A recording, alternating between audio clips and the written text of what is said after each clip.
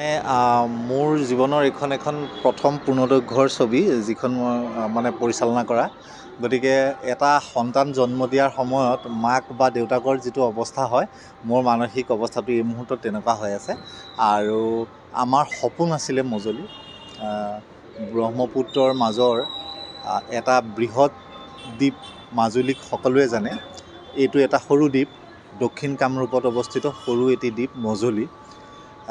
মাজুলী শব্দটো আচলতে দক্ষিণ কামৰূপৰ মানুহৰ মুখত পৰ্যবাসিত হৈছিলে মজলিলৈ, আৰু সেই ধৰণেই দ্বীপটোক সকলোৱে মজলি বুলিয়ে প্ৰখ্যাত।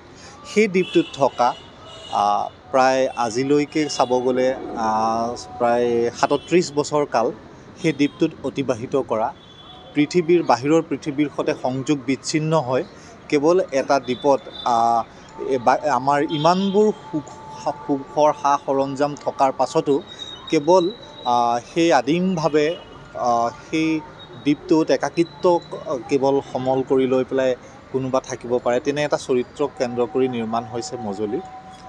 আৰু আমি আশা ৰাখিছোঁ এটা সুন্দৰ কাহিনী ইয়াৰ মাজত আপোনালোকে পাব। এটি সঁচা চৰিত্ৰৰ তাত উপস্থিতি আপোনালোকে দেখিব।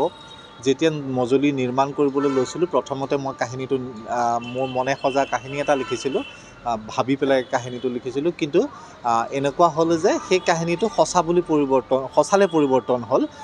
মোক বিভিন্ন সময়ত ক'লে যে সঁচাকৈয়ে তেনেকুৱা এটা চৰিত্ৰ আছে, আৰু তেখেতৰ লগত মোৰ যোগাযোগ হ'ল।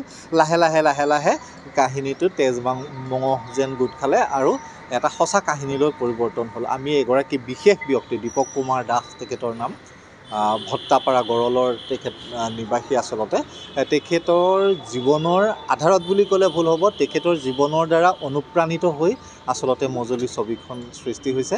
আমাৰ এই ছবিখনত এগৰাকী ফ্ৰান্সৰ অভিনেত্ৰীয়ে অভিনয় কৰিছে, এগৰাকী ছাউথ আফ্ৰিকাৰ অভিনেতাই অভিনয় কৰিছে। খুব সুন্দৰ তেওঁলোক ভাল অভিনেতা অভিনেত্ৰী।